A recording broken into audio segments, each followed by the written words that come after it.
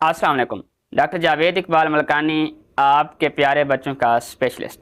New born baby, नवज़ायदा बच्चे को जब डिलीवर होता है, बच्चा बेबी पैदा होता है, दूध के हवाले से बहुत सारे सवालात सामने आते हैं कि बच्चे को दूध कौन सा देना चाहिए।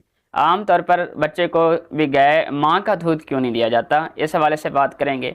अगर माँ का दूध ना दिया जाए तो उसके क्या नुकसानात हैं, गाय भैंस का दूध दे सकते हैं या डब्बे वाला दूध, इस हवाले से हम डिस्कस करेंगे। मेरी सबसे पहली एक बात है कि आज के इस दौर में जो इस वीडियो को सुन रहे हैं, इसमें आप लोग काफ़ी सारे ऐसे होंगे जो काफ़ी अफोर्ड कर सकते होंगे, गाय भैंस का दूध भी अफोर्ड कर सकते होंगे और डब्बे वाला दूध भी अफोर्ड कर सकते होंगे।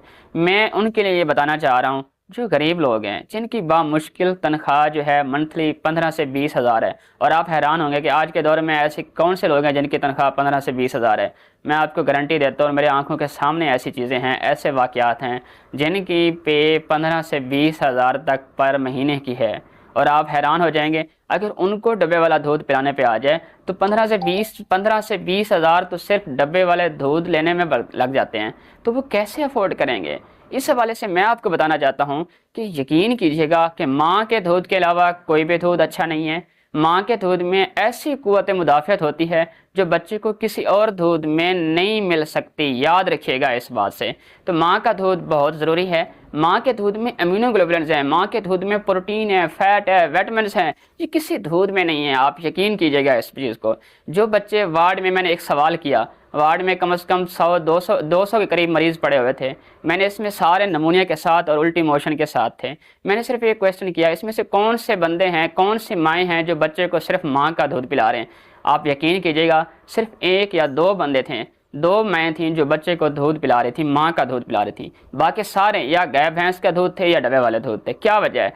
क्यों ऐसी वजह क्यों है कि माँ के दूध पिलाते हैं वो वार्ड में क्यों नहीं आते? क्योंकि उनके बच्चों में क़ुव्वत मुदाफ़अत इतनी ज़्यादा होती है, उनको बच्चों को बीमार होते ही नहीं हैं। इसलिए मेरी आपसे रिक्वेस्ट कि बच्चों को सिर्फ़ और सिर्फ माँ का दूध पिलाएं। एक तो आपको पैसे नहीं लगते, डब्बे वाले दूध पे जो 20 हज़ार 25 हज़ार खर्चा पड़ जाता है महीने का, वो से बच जाते हैं।